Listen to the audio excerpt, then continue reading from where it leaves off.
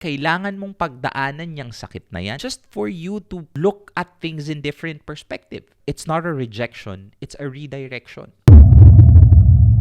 What to do kung di na siya masaya sa'yo? Anong dahilan mo? Karamihan ng tao nag-iisip, pag hindi na siya masaya sa'yo, I don't give an F. I know how to be alone. So, a companion for me is just an option, not a necessity. You just have to walk away on things right away. I understand self-worth, I understand self-value, and that is what I'm always pushing for. I want you to really dig down deep in your hearts, in your soul right now, na hindi porket hindi na masaya yung partner mo sa'yo, automatic aalis ka na agad. Kasi kahit papano, nasa relationship kayo eh. You are both in a relationship. And a relationship requires effort for it to work. What to do kung hindi na siya masaya sa'yo? Number one, you have to notice it and ask about it. Hindi mo pwedeng i-rub off ang feeling. Hindi mo pwedeng sabihin sa sarili mo na, bahala siya.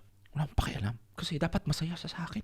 My friend, that's ego talking to yourself. And that's ego na pinapauna mo. And you can never let ego lead you because that relationship will never work. I'm telling you how many times I had failed relationship because I allowed my ego to control me. Noticing it and asking about it is in a non-judgmental way because the purpose is to know what's the reason behind. You let them open up to you. One of the reasons why this unhappiness is not solved because it was not even discussed in the first place. Pero here's the thing, my friend. There are a lot of relationship that can be saved if we don't jump into conclusion of walking away right away. There is a reason why both of you are together because there's love. And you can never say that you love someone if you're just willing to let them go like that. You could be the reason why this person is not happy and you didn't know that there might be little things that matters to your partner that it doesn't matter to you. At least may mababago ka dun. At least you become better. If you ask them about their definition of being happy, that's very nice. Hindi na tayo nagde-date. Palagi ka na lang walang oras. ML ka ng ML. Iba na yung umaatake sa akin dito. Ang dami nang gustong mag-attack sa akin dito. Kaya minsan nagtaka ka, parang biglang nawala na lang siya. Bakit bigla na lang naghanap to ng iba? Why? Because you're too blinded. You didn't notice. You didn't ask about it. And then what? Acknowledge it. I understand. Hindi ka na masaya. And I'm sorry if you feel that way. I'm acknowledging you telling me that you're not happy with this relationship anymore. That's a hard pill to swallow. But at the end of the day, this is something that I want you to really know how to handle. There's a reason kung bakit ko to sinasabi. Hindi ibig sabihin nagpapakatanga ka. Hindi ibig sabihin nito na pag ginawa mo to, lugi ka. Hindi. It's not about that anymore. This is about you doing the right thing. Lalo na pag sa isang relationship kayo, you both have your individual world, but it's your responsibility to each other, to elevate each other, to help each other grow together. Have a sincere talk and ask them about their definition of being happy. Ano bang bagay na makapagpapasaya sa'yo? Sabihin mo sa akin. Minsan kasi yun ang nagiging dahil, hindi na pala siya masaya. I mean, you don't even ask, like, be objective about the problem. Opposite side ka agad. You being reactive about it, you being prideful about it, you being walking away from the situation as if it's not your loss. I'm telling you, you have to do this process para hindi ka magsisi sa dulo, which I'm gonna tell you later on. Don't worry. And number 4, tanongin mo sila ng solusyon and do the best that you can to execute it. Huwag kang mag-suggest, huwag kang mag-assume. Sila mismo dapat ang magsasabi sa'yo ng solusyon. Sige, sabihin mo sa akin, how can I make this work? Because I love you so much that I want this relationship to work. Na hindi lang dapat ako ang masaya, dapat ikaw din. And I want you to know that I appreciate you and I love you, that I'm not gonna give up on this very easily. Tsaka doon naman sa mga babae or sa mga lalaki na kayo yung nag-aantay ng solusyon, kayo yung nag-aantay ng gagawin nila. Huwag kayo agad-agad sumuko na in a sense na parang may mga konting mga pagkakamali agad-agad nililista mo na yan. This is an attitude, this is something na mahirap talaga baguhin. So you have to give them time to change. And number 5, you have to make God the center of your relationship. I cannot reiterate this enough. Dapat ang sentro ng relasyon ng bawat ka-relationship nyo is God. It was a long time before I discovered this, but I'm telling it to you right now. Kasi pyramid yan eh. Dapat siya yung nasa gitna, tapos nandun kayo sa dalawa sa baba. And when that happens, there will always still be a redirection, a guidance if both of your relationship. I just realized, and I'm thankful because there's a lot of realizations that I was able to get. Dapat pala talaga ang bawat relasyon, kung gusto mong mag-work, dapat ang Diyos ang sentro nun. Because that is the guiding compass that you have. Self-worth is there, fine. I understand. Pero tao lang din tayo eh. Cannot always rely on our strength alone.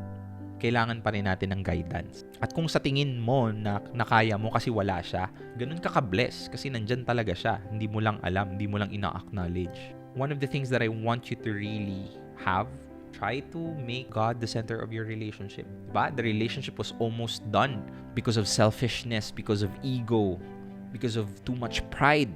You can never make a relationship work if yun ang papairalin mo. Now, ano number 6? If ever you did everything that you have to, it still didn't work out and your partner is still unhappy, let them go. Dito ka na mag-walk away. Alam nyo ba sa isa sa mga dahilan kung bakit hirap na hirap tayong mag-move on sa mga bagay-bagay is because the potential of making the relationship work kung may mga bagay kang ginawa. Usually ganun eh. Nagre-regret ka.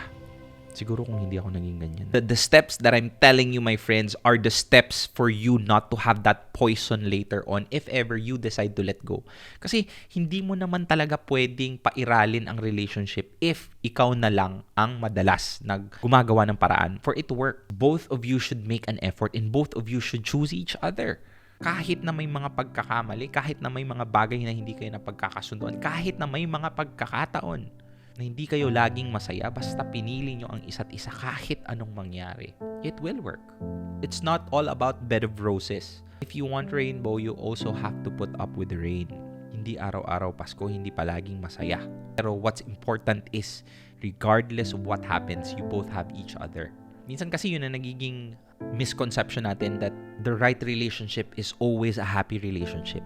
Hindi. It's not the case. There will be times where you guys will not be happy. But as long as you choose each other and decides to become someone's happiness again or your partner's happiness again, that's good.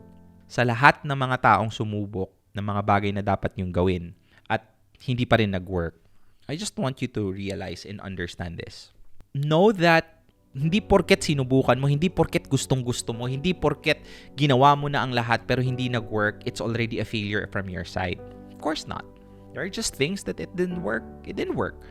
That's just how life works, my friends. Hindi mo alam, kailangan mong pagdaanan yung sakit na yan just for you to look at things in different perspective. Again, it's not a rejection. It's a redirection. This is never just a suffering. You don't know. Maybe this someday is a blessing.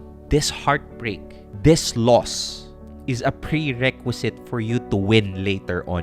And if ever you're thinking right now that the person was really the one, that this individual was so right for me, you have a difficulty of letting go, I want to give you this message. Your destiny is not tied to the person who left. You have your own destiny to fulfill. They're just part of the journey if ever hindi na natin sila kasama ngayon. My happiness is my responsibility. I might not be happy right now, but I know someday I will be. Your Lord, bakit po, will become Lord. Kaya pala. It will all make sense later on. This loss is a prerequisite for you to win later on. Your destiny is not tied to the person who left.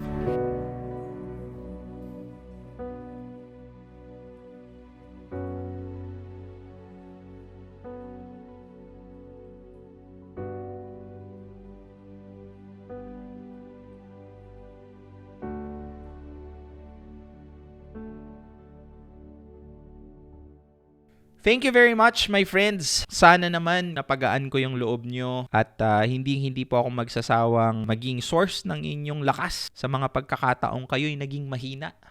Kasi sa totoo lang, kayo din ang naging lakas ko noong mga panahong nanghihina ako. And I want to return the favor. Maraming salamat sa lahat ng mga nanood, nakinig at sumubaybay. This has been Real Talk Darbs, always giving you real thoughts through real talk. Always remember, self-worth lang tayo since day one. Don't forget to call to Him kung meron kang kailangan. Yalla, bye!